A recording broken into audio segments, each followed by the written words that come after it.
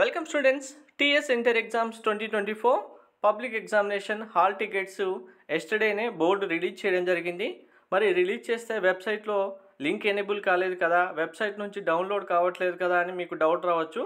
ఇక్కడ గవర్నమెంట్ వెబ్సైట్లో రిలీజ్ చేస్తామని చెప్పినప్పటికీ అది స్టూడెంట్స్ అందరికీ రిలీజ్ చేయలేదు. మరి ఎందుకు రిలీజ్ చేయలేదు, ఎప్పుడు రిలీజ్ చేస్తారనేది ఒకసారి మీకు క్లారిటీగా చూపిస్తాను.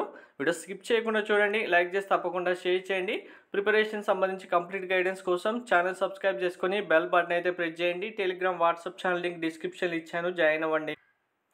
సో ఈరోజు మనకు ఆల్రెడీ ఎస్టర్డే ఏదైతే హాల్ టికెట్స్ రిలీజ్ చేస్తామని చెప్పడం జరిగిందో బోర్డు అందర్ స్టూడెంట్స్ సంబంధించిన హాల్ టికెట్స్ రిలీజ్ చేయడం జరిగింది.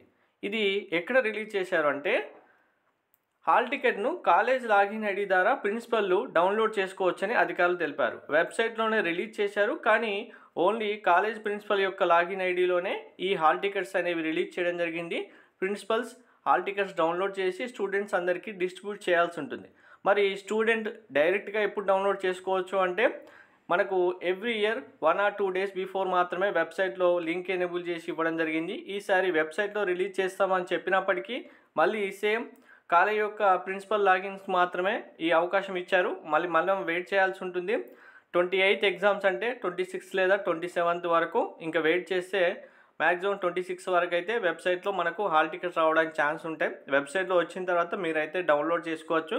ప్రతి సంవత్సరం స్టూడెంట్కి ఫీ విషయంలో ఇబ్బంది అవుతుందని చెప్తూ గవర్నమెంట్ ఫస్ట్ ప్రిన్సిపల్ లాగిన్లో హాల్ టికెట్ రిలీజ్ చేసిన తర్వాత డైరెక్ట్గా వెబ్సైట్లో స్టూడెంట్ డౌన్లోడ్ చేసుకునే అవకాశం కూడా కల్పించడం జరిగింది. Thank you.